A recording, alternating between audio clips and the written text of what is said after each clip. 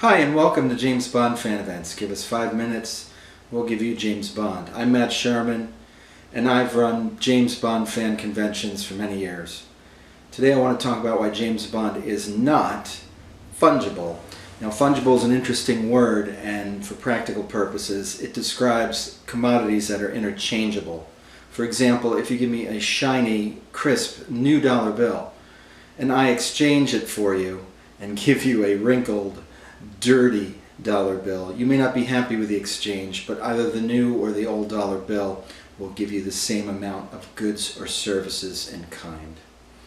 James Bond, the actor who plays James Bond, is not fungible. It's a pet peeve of mine when friends, fans, even the media say anyone who looks good in a tuxedo, he or she can be James Bond, and that's not true, because the actor who plays James Bond has to be pliable, not fungible as far as the production.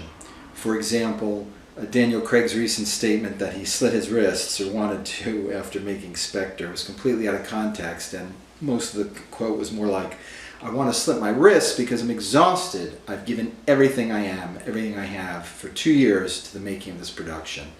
Daniel Craig helped write the movie Spectre.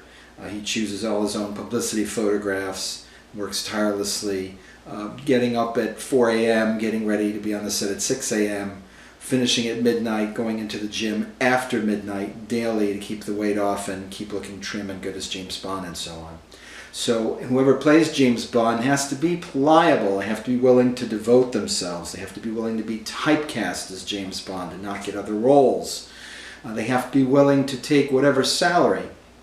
Speaking of pliable, did you know Daniel Craig got very little for Casino Royale? $1 million up front, and per SAG and AFTRA rules he was able to renegotiate his contract during the production, raising it to about $3.5 million.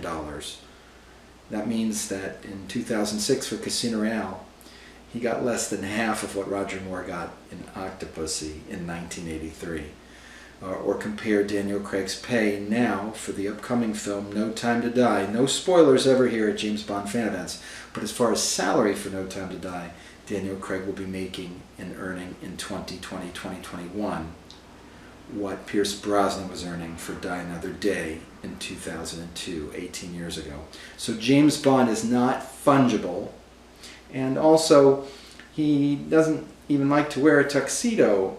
To get more specific about that, we'll talk about that in a future video. But James Bond is currently Daniel Craig and soon won't be, so keep tuned here. Please subscribe to James Bond Fan Events. And if I may, no one's perfect, not even James Bond.